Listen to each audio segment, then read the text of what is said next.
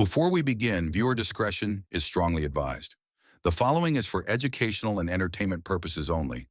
This is the verbatim federal courtroom testimony of the Sean Diddy Combs trial as reported by Inner City Press.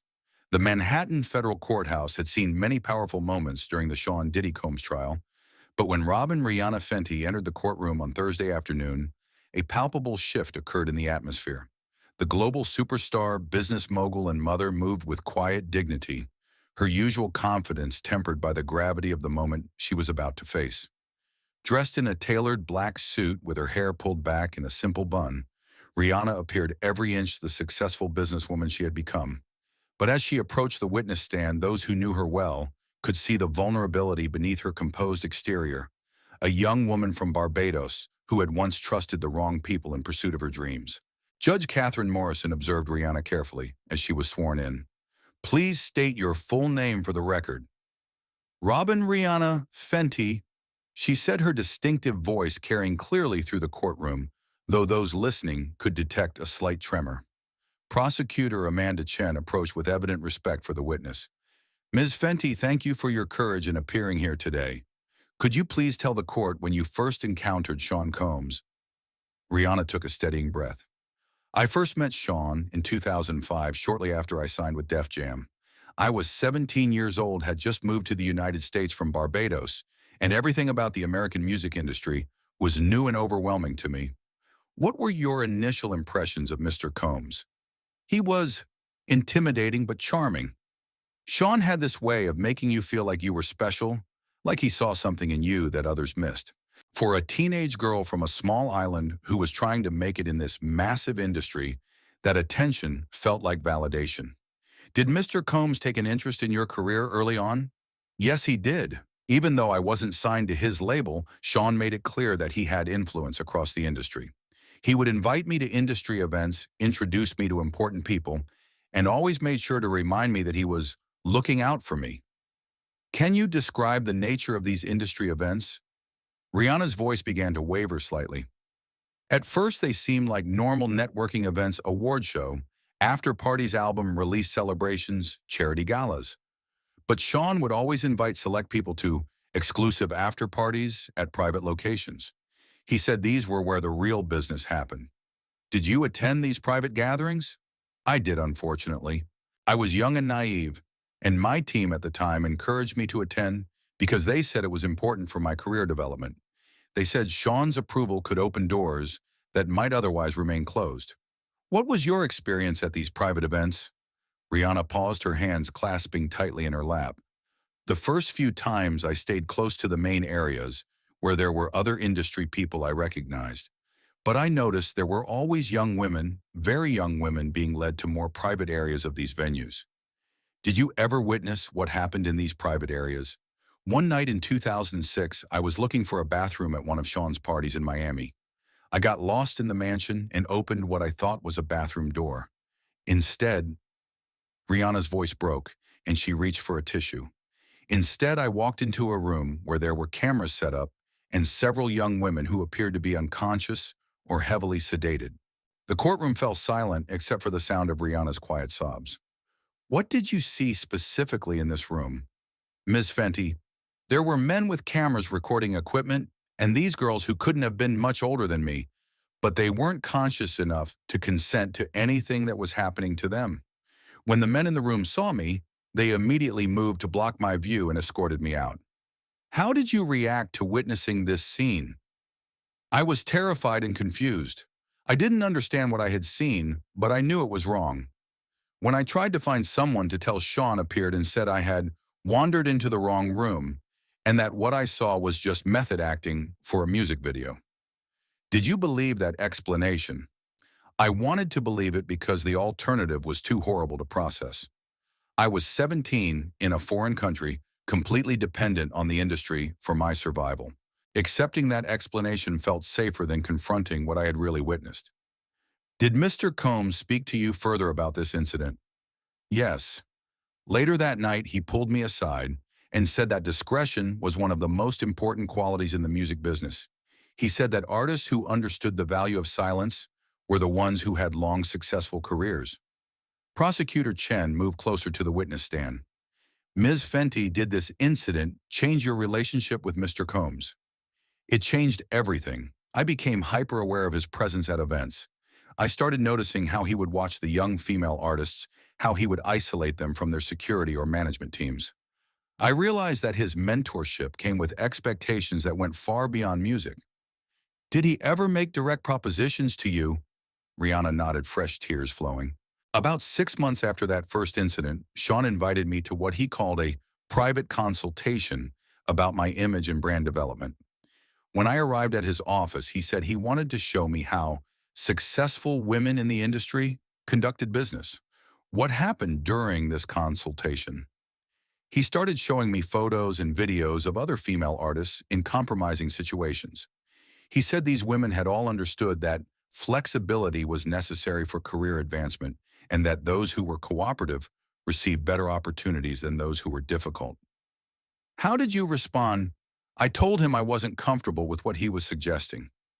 His demeanor changed immediately. He said I was being naive and that I would learn one way or another how the industry really worked. Were there consequences for refusing his proposition?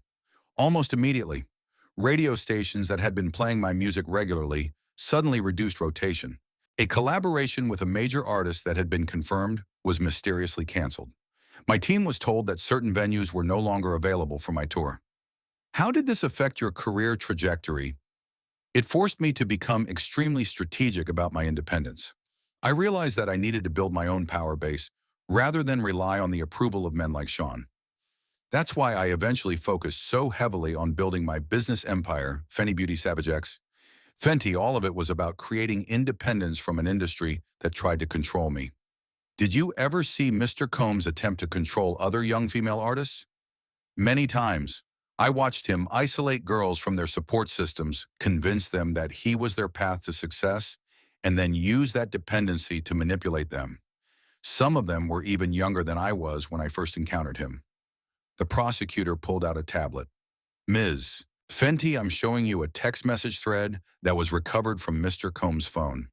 Do you recognize the number these messages were sent to? Rihanna looked at the screen and nodded. That's my old number from 2007.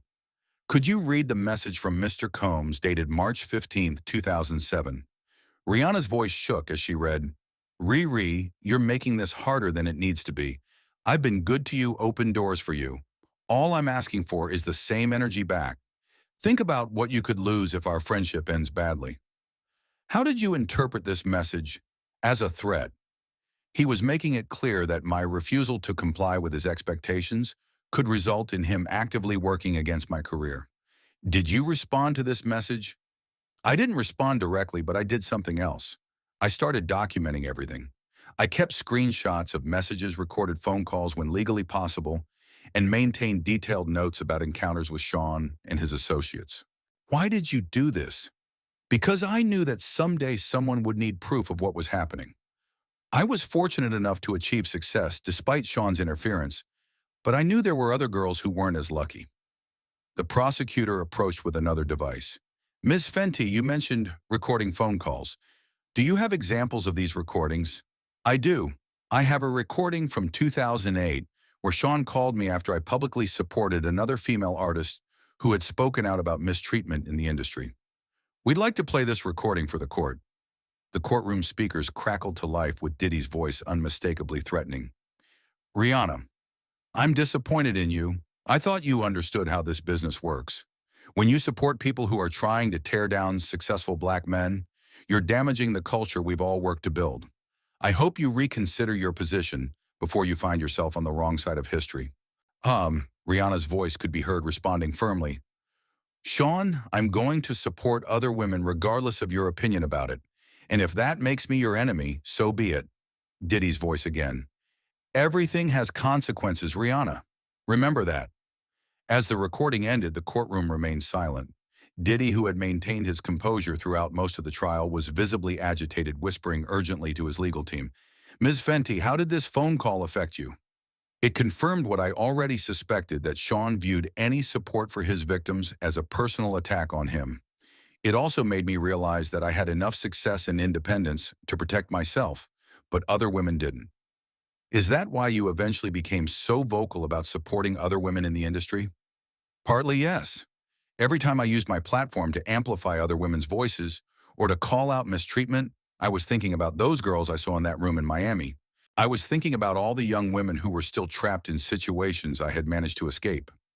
During cross-examination, defense attorney Maria Santos attempted to challenge Rihanna's testimony, but her approach only reinforced the witness's credibility. Ms. Fenty, you've become one of the most successful artists and business people in the world. Doesn't that suggest that Mr. Combs's alleged interference didn't significantly impact your career? Rihanna's response was measured but firm. My success came despite Sean's interference, not because of his support. I had to work twice as hard and be twice as strategic because I refused to participate in his system of exploitation. You mentioned documenting interactions with my client. Isn't it unusual for someone to secretly record conversations and save messages unless they had ulterior motives? Ma'am, when you're a young woman in an industry controlled by powerful men who have shown you their capacity for retaliation, documentation becomes survival. I wasn't planning to use these recordings for profit or publicity. I was protecting myself and preserving evidence in case it was ever needed. Have you shared any of this alleged evidence with media outlets over the years? Never. Not until I was contacted by federal prosecutors did I share any of this evidence with anyone outside my legal team. As the cross-examination concluded, Rihanna asked if she could address the court directly. Judge Morrison granted permission. Your Honor, I want to be clear about why I'm here today. I'm not here for revenge or publicity. I'm here because I have a daughter now, and I want her to grow up in an industry that protects young women instead of exploiting them. Warm. She turned to look at the gallery, which included several young female artists who had attended to show support. To the young women watching this, your talent is enough. Your voice is enough. You don't owe anyone your body, your dignity, or your silence in exchange for opportunity. And to the men in positions of power, we're watching now. We're documenting now. And we will hold you accountable. Finally, she looked directly at Diddy. Sean, what you did to me and countless other women was unforgivable. But what's even worse is that you made us complicit in our own exploitation by convincing us it was normal. Today, I'm breaking that cycle of silence. As Rihanna left the witness stand, the courtroom erupted in sustained applause that Judge Morrison allowed to continue for nearly 2 minutes. Outside the courthouse, hundreds of fans had gathered holding signs reading "Rihanna spoke our truth" and "No more silence." Within hours of her testimony, Rihanna spoke for us was trending globally, and dozens of women in various industries began sharing their own stories of powerful men who had used similar tactics of intimidation and control. That evening, Rihanna posted a message on social media. Today was about using my voice for the women who haven't been able to use theirs. The healing begins when the silence ends. The impact of her testimony extended far beyond the courtroom. 3 major entertainment companies announced new policies for protecting young female artists, and several prominent male executives in the industry quietly resigned from their positions, citing the need to focus on other opportunities. Most importantly, the prosecution received calls from 12 additional women willing to testify about similar experiences, citing Rihanna's courage as their inspiration to finally speak their truth. Disclaimer: the content above is entirely fictional and created for entertainment purposes only. No verified court evidence or official statements confirm these claims.